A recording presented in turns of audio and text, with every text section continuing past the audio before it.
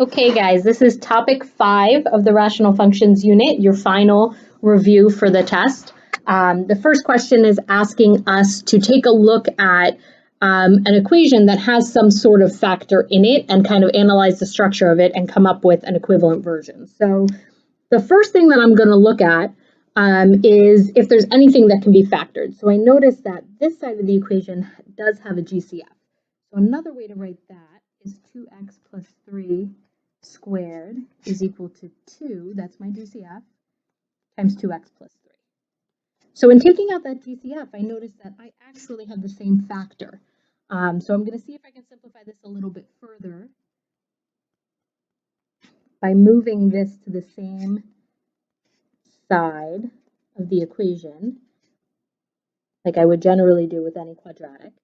And I notice that this allows me to take out a GCF again. There's a GCF of a 2x plus 3. Okay, and if I take out a GCF of a 2x plus 3, in order to redistribute and get the previous step back, I would need an additional 2x plus 3 because multiplying this and this together would give me the 2x plus 3 squared. And then to get the last factor right here, I would just need a minus 2 and set that equal to 0. So one last final way to write that is 2x plus 3 times 2x plus 1 and set that equal to 0. So that's an equivalent version of the equation that you're given, which is going to help me solve in the next question,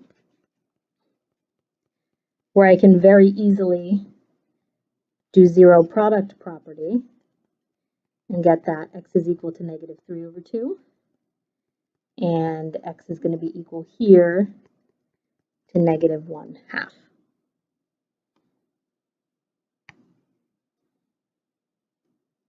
Okay, here we have another question about structure where we're asked to rewrite a fraction as a sum of 1 in a rational expression. So the first thing I'm going to think to myself is sum means addition, and to add two fractions together, they need to have the same denominator. And in order for the first fraction to be 1, like it asks in the problem, the numerator and denominator need to be equivalent. Okay, so that means that this next numerator needs to be something that adds up to 3x squared plus 3x minus 3. So I have no 3x squared at all. So that's the first term. I already have 1x, so I'm going to need an additional 2x's. And then if I have a negative 2, I need a minus 1 to make that equivalent to negative 3. So I have 1, the first fraction, this whole thing reduces to 1, plus 3x squared plus 2x minus 1 over x minus 2. And that's as far as you can go with that problem. Okay, the last questions on here are our favorite factoring problems. And you're asked to do two things, to factor if you can and to tell what type of factorization is needed.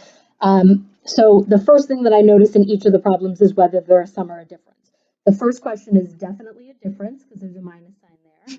And I notice that both terms are perfect squares. This is a difference of squares. And because I know a difference of squares means that I have one binomial factor with a plus and one with a minus, that means I'm going to fill in these terms with the square root of the first and the last. So x squared plus y squared and x squared minus y squared. So I also notice that this can go one step further because that's also a difference of squares. I get x squared plus y squared. And then you're going to factor that second term again, x plus y, x minus y. Okay. Equation B, or expression B, I should say. Expression B is tricky because it looks like it is going to be the sum of perfect cubes, but if you notice, there's no way to write 27y as a perfect cube. It would be okay if it was just 27 or 27y cubed, but the way it is written makes the problem unfactorable. So we can say that it's not a type of factorization. And it is also not factorable. Unlike question C, which is the sum of cubes. And it's a sum of cubes because the first term, 8, can be written as 2 cubed, and the second term, x cubed, can be written as x, the quantity cubed. So I know that there's a formula for that, which is 2 plus x, so the terms added together, and then we're going to square the first term, which is 4. So the signs are same, opposite, and then you do a times b, that's 2x, plus the last term squared, which is x squared. And that's your sum of cubes.